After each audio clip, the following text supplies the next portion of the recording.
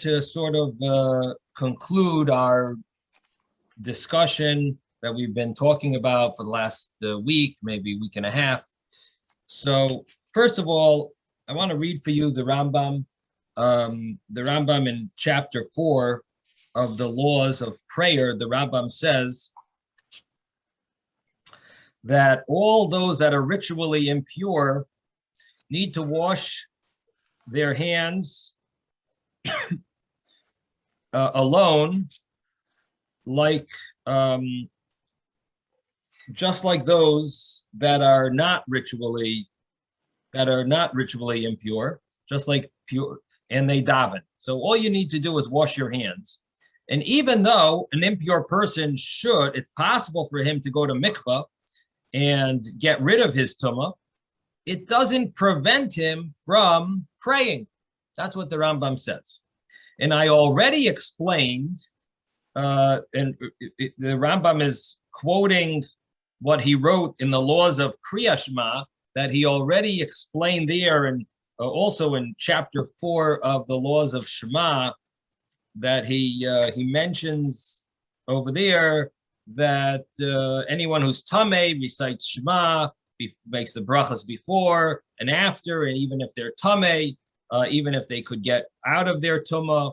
And he mentions over there that Ezra and his Bezdin established that a person shouldn't read words of Torah, for a Balkari at least. A Balkari shouldn't recite words of Torah. And he excluded him from amongst all the other people who are tamei until he goes to mikvah. But this takana was not accepted, was not spread out amongst all of Klal Yisrael, and the community didn't have the strength to keep up with this decree. Therefore, it was batel, it was nullified. And it already became the custom of all Yidden to read Torah and recite Shema, even if they're Balkaris, because words of Torah do not become tamei. And he brings the Gemara that we learned. So that was in the laws of Shema. And now in the laws of Tefillah, in the laws of prayer, he says, I already explained that Ezra established this rule that a Balkari doesn't recite words of Torah until he goes to mikvah, till he immerses. And the Bezdin that stood after him, they established even for prayer. So according to this, it sounds like it's two decrees. First, it's Ezra spoke about words of Torah, and the Bezdin afterwards established also for tefillah, also for prayer, that a Balkari shouldn't pray. And the reason for this is not because he's tamei, but it's rather in order that Talmidei Chachamim should not be like roosters. And because of this takana, they only established it for a Balkari and not for the other types of people who are tamei, who are impure. Only a Balkari, only someone with a seminal emission. Now, therefore, he says, they would say in the time that this decree was ongoing, when this decree was still up and running, so the law was that even a zav, even someone who's very tamei, but he also has a seminal emission, or a nida, a woman that is polta shechva zera, that she is a nida, she's tamei anyway, but she also has seed that spills out of her, and meshameshes rasa dam nida. Or another example similar, tzrichem tvila lekriya shema, they need to be toivel, they need to immerse for kriya shema. So here we see clearly, I mean, the Gemara said this Gemara talked about these cases, but I think at one point we were mentioning, what about women? Are women also obligated in going to mikvah according to the decree of Ezra? And the answer is yes. Here we're talking about women. They would have to, in order to say Shema, they would also have to go to immerse for a mikvah when the decree was established. V'chein for tefillah, also for prayer, for shema, for prayer, because of a seminal emission, even though they are tamei anyway for other more serious tumas, more serious impurities. Nevertheless, they still need to go to the mikvah for the keri tuma, even though the other tumas are going to be still tamei, still in existence. V'chein hadin noisein, and the same law applies that or v'chein hadin noisein actually means, and this is also logical. Din sometimes means logical. This is also logical that because this is not because of impurity or purity, it's because of a decree that they shouldn't be like roosters. And I already explained, or I already met, and this decree was already nullified also for prayer, because it wasn't established, it wasn't spread out among all of Klal Yisrael, and the community did not have the ability to uphold it, and therefore the decree was abolished.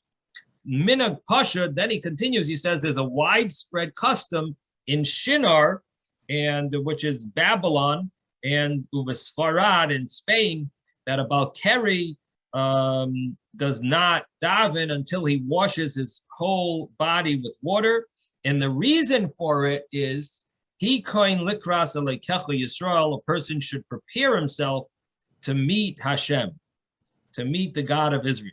And when does this apply? To a bari, a healthy person, or a choila, or a person who's sick, that shaboal, that had relations. But a person who's sick that had an accidental emission, meaning that they didn't, it wasn't on their own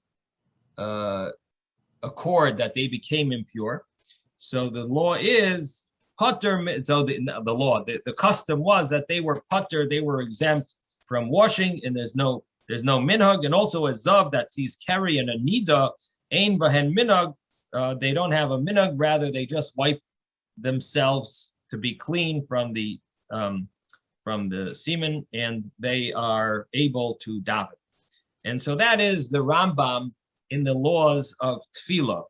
And one of the things that we see here is that the Rambam does mention that there is such a minhag even after it was abolished, but he does mention this minhag, and he does say that it applies in these places for a man at least. And interesting, he writes that a zav that sees keri ein bahen minhag. If the person is tamei for other purposes, or a nida is tamei, or she's tamei with nida as well, then they wouldn't go to mikvah. What it sounds like from the Rambam, and it seems surprising to say this, that a woman would actually go to mikvah to say Shema and to daven. That's what's a little surprising here, because he mentions only if she was a nida also, and then she wouldn't go to mikvah. So it sounds like the minhag was that they used to go to mikvah not only for their for menstruation, but they would also go for Shema. Interesting. We don't find such a thing, but that's the Rambam. Now I want to bring from the Alter Rebbe Shulchan Aruch in chapter 88. Chapter 88, he writes, all the people who are tamei, even if they are tamei like a zav, they have a very serious impurity, and similar, they read in a woman also, a zava, woman who's a zava, which means she has a zava means a woman who bleeds, not menstruation, but sort of like she sees blood, not in the normal time of menstruation. That's a zava. And a zav, we mentioned in the Gemara, that's a type of tumah for a man. Both of these, they read the Shema and they daven, no problem. But if they're about keri, Ezra excluded from this rule, and he prohibited whether for Torah, whether for Shema, and Tefillah. And the reason, in order that the Talmidei Chachamim won't be like roosters.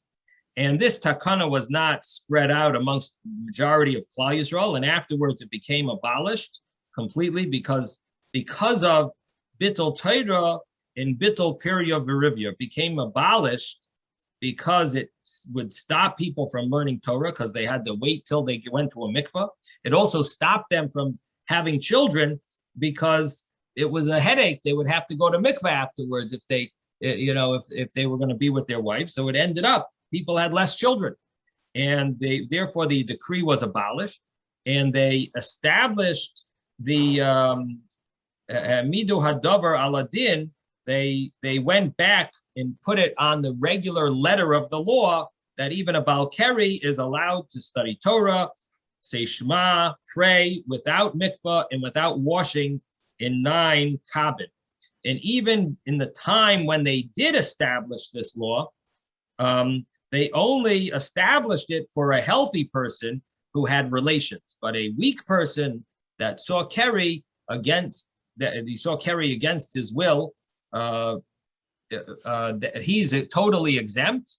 And the middle case where a sick person or a weak person who has relations, or a healthy person that sees Keri against their will, it's enough with Tisha Kabin, 9 Kabin that's poured on him from 1 vessel or from 2 vessels or from 3 vessels.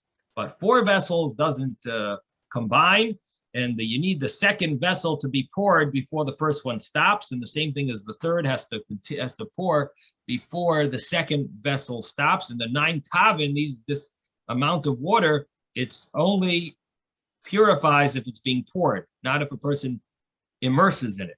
Whether it's in a vessel or in the ground, immersion would only work with 40 saw, and that would work even for a healthy person that has relations, that he immerses in a pool, even if the water is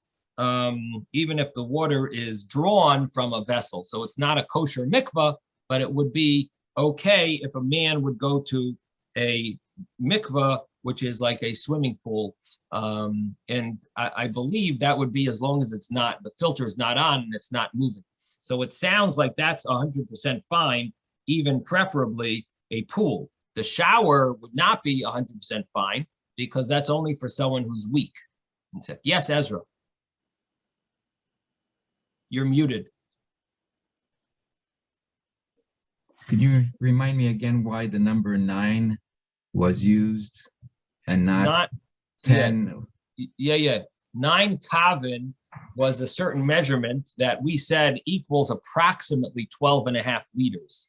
Now, the reason for 9 kavin is that's the amount of water that it takes for something to do with washing a person or covering a person with water. Somehow 9 kavin. It's something along those lines that it's the amount that's a full washing of a person.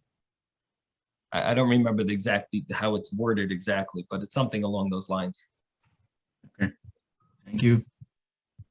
Okay, so that's the Alter Rebbe here. Now, what's interesting is in the laws of Yom Kippur, the Alter Rebbe mentions as well about going to mikvah. And that is because some have a custom to go to mikvah on Erev Yom Kippur, the day before Yom Kippur. So the Alter Rebbe in the laws of Yom Kippur, the Shulchan Aruch Harav, he brings the minhag. It's a custom to go to mikvah on the day Erev Yom Kippur. And some say that the reason for this mikvah is because of Keri, is because of having seminal emissions, in order that we should be pure for Yom Kippur. According to this reason, you don't have to say vidui in the mikvah. And all you need to do is 1 dunk. Now he goes afterwards, he mentions that there's a reason to go to mikvah on Erev Yom Kippur for tshuva. And similar to a ger that goes to mikvah, a convert goes to the mikvah. So before Yom Kippur, person wants to do tshuva, he would have to go to mikvah 3 times. And so that would be another reason to go Erev Yom Kippur, not because of Keri, but because of tshuva. And even if you went Erev Rosh Hashanah, you should go and Erev Yom Kippur because of tshuva. And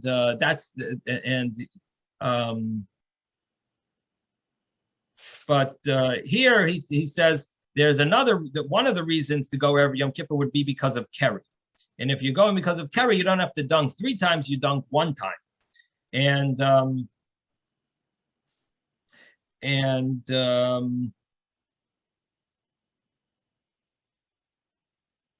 this mikvah is kosher even if it's drawn water, as long as it's 40 sub, but it does have to be in the ground, not in a vessel.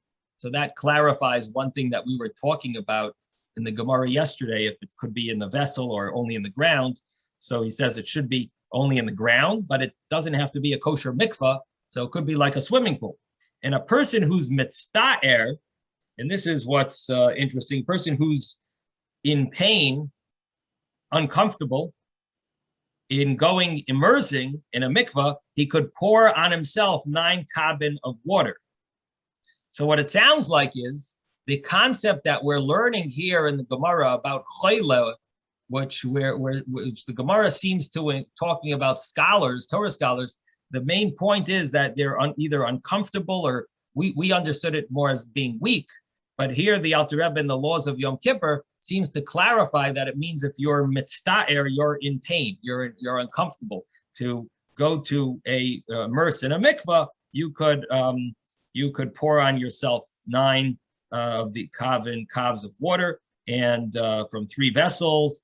And he brings the details. Has to be 3, not 4. It has to be, if you don't stop the water, you're still pouring the water while the second one starts. The first one is still pouring, and then he mentions this case that I mentioned yesterday. If half of your body is in the mikvah, you could pour the 9 kavin on the top half of your body, and the other half is in the mikvah. You could have a double, use both options: the mikvah for the bottom half of your body, and the 9 kavs for the top half of your body. Rabbi Smith. Yes. I see a thing in the Steinsaltz Gemara where he says it's a background footnote. He says a container large enough to hold 40 sa or more is no longer considered to be a utensil, but rather a building of sorts. This has ramifications in areas of halacha like the ritual impurity and the prohibited labor on Shabbos, which he doesn't say which the labor is, and he doesn't explain more, but has something to do with some malach on Shabbos, whether it's a utensil or a building. Yeah, I was actually wondering about that because, I mean, the Gemara that we learned specifically says, can you have the 40 saw in a vessel, right? So it sounds like for other laws, that would be not called a vessel, but maybe for mikvah would be called a vessel because that's what we're dealing with. In other words, if there's no such thing, then there's no problem to have. In other words, can you use a pool above ground? That's the question, right? So our Gemara had 2 opinions. We learned the Gemara yesterday. In the Gemara yesterday, there were 2 opinions. One opinion said that the leniency of a Balkari is to use water that's drawn, but you can't use a pool above ground. You could use a pool that's in the ground, and even if it's water that's drawn is okay.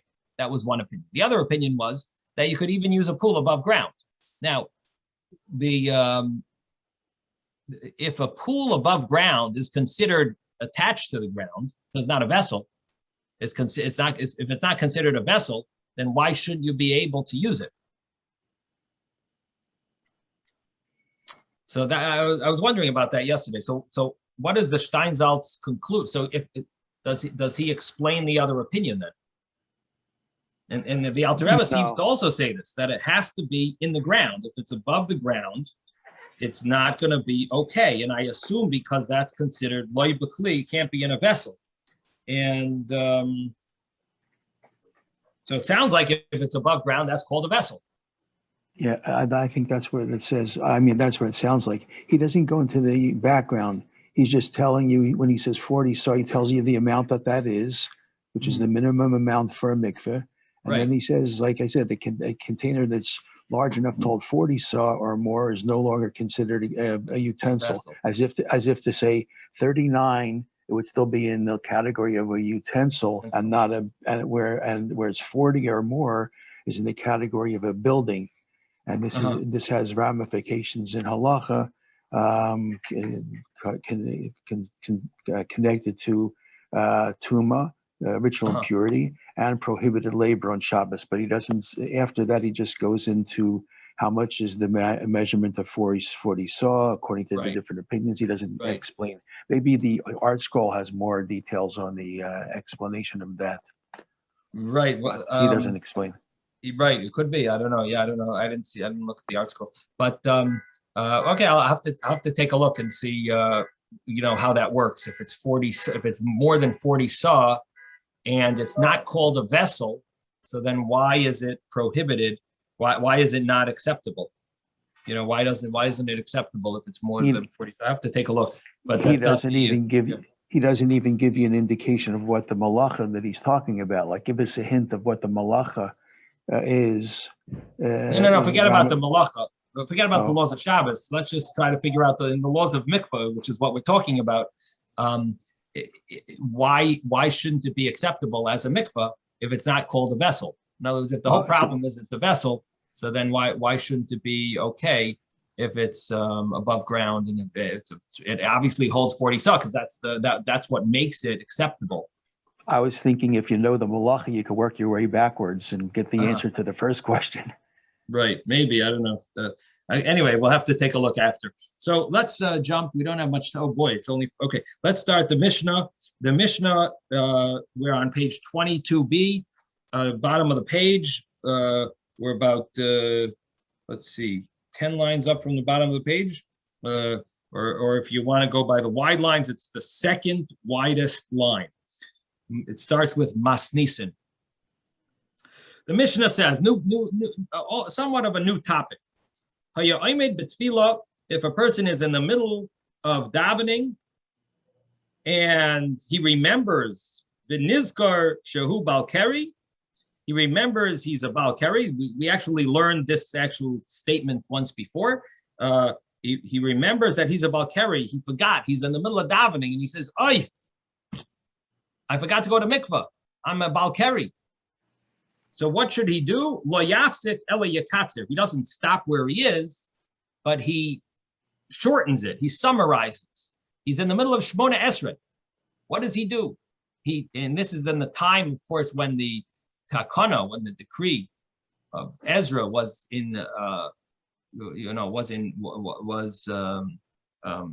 accepted, was the accepted thing. This was the law. So what does he do? He doesn't stop where he is. Instead, he shortens what he's in the middle of saying. What does that mean? That he recites the first sentence of each bracha in the middle of Shemona Esrei, and he recites the final bracha of each paragraph in the Shemona Esrei. So in other words, he shortens the middle. The middle of every paragraph he shortens. So in the middle of Shemona Esrei, there's 13 brachas. It used to be 12, and they added a 13th. There's 13 middle brachas of Shemona Esrei. So instead of doing 13 paragraphs, each bracha is like a whole paragraph. So you do the beginning of each paragraph and the end of each paragraph, and you skip the middle. That's yekatzer. So now comes the new thing. Yarad Litva. He goes down to immerse in a mikvah. So the problem is that he wants to recite the Shema in the most preferable time. Most preferable time to recite Shema is right before the sun rises. We said initially that a person could recite the Shema from the time of Misha Yakir, from when you recognize your friend that you don't know that well, but your acquaintance of his, you can recognize such a person when he's standing 6 to 8 feet away from you. And if you could recognize him from the outside light, besides the street lights, in other words, in a place where there's no street lights, and you don't have a flashlight, you're using the light of the sky. And so the law is that you could say Shema from that time, and the most preferable time to say it is really right before sunrise, about 40 minutes afterwards, or 50 minutes afterward, 45 minutes afterwards. So it's that's the most preferable time. So this person wants to do that. The problem is that he's a Balkari, so he can't say Shema now because he's not allowed to. So what does he want to do? He goes to mikvah. He's gonna miss when he finally gets dressed. So he dunked in the woke up. He went to the mikvah. He's getting dressed. He's gonna get dressed. It's gonna be after the most preferable time to say the Shema. So is there a possibility for him to recite the Shema in the mikvah itself? So Yorad Litvo, if he goes into the mikvah, im yachol lalois uleheskasois, if he's able to go out of the mikvah and clothe himself, the likrais, and to recite the Shema ad shaloi tehei hanetzachama, before sunrise, ya'ala v'yaskase, he should get up and clothe himself, v'yikra, and recite the Shema. V'imlav, if not, can he recite it in the mikvah? Yaskase b'mayim v'yikra. He covers himself over with the water and he recites the Shema. What does that mean? He covers himself over with the water. It means he makes it blurry. He waves, makes some waves in the water. So he shakes the water a little and causes the water to be a little blurry. And then he is able to recite the Shema in the water, even though he's naked. But the blurriness of the water, the wave that he created, the bubbles that he created, that causes it to be considered that it's like a covering from his, from his body that he's sort of covered. Yes, Ezra. We said before that the mikveh has to be still water. Right. So you now are giving me a problem in the statement that you've just made. Right. Good question. Whenever you dunk in the mikvah, you are creating waves and you're moving the water around.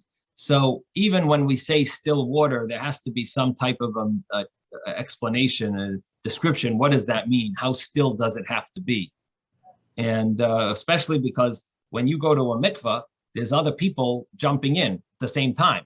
So your mikvah, not only, even if you are, even if it's totally still when you go in, but by the time you dunk and you want to wait, there's other people also coming in. So I'm not exactly sure the details of how still the water must be, but it seems that this is not considered zeichel. This is not what we call running, moving water. And maybe it has to go out of the mikveh in order for it to be considered zeichel. And I think it might have to pour out of the mikveh, but it's obviously not considered an issue. Now, okay, yeah, Ezra. So, my question would be, what happened? So basically, what you're saying is, all right. So he's in the mikveh. He might be undressed from, let's say, his waist up, and so therefore he moves the water around in order so that he can't see the lower part of his body. But so what happens if he were to go down so that the water covers the entire shoulder so that he can't see what's below him? So why does he need to then move the water around? So I think the fact that it's visible through the water, that doesn't, in other words, nothing will help unless he makes it blurry. Okay, so I don't think the water stops it. I think it's the problem is the water is see-through. So, but anyway, well, we're gonna be learning a little more about this. So let me just conclude here. person can't cover themselves over with water that is smelly, not water that is used for soaking. And until you would pour into it other water that would nullify its it's dirt, that would cause it to be nullified, the dirtiness of it. And we'll see in the Gemara how much water you would need to nullify it. How far would a person have to separate themselves if they either from urine or from excrement? Daled amais, 4 amais. And we'll see, of course, in the Gemara what that means, how to, where is is it in front of you? Is it beside you? Is it behind you? But whatever it is, there is a law that needs to be at least 4 amais, which is 6 to 8 feet away from you in order to recite Shema. So this Gemara is basically we're going to be discussing some of these laws, which include a law like, that's very practical. If you have a diaper from a baby, would that prevent you from reciting Shema in the room, especially if you have a lot of children, a few children still in diapers, then it becomes even more complicated.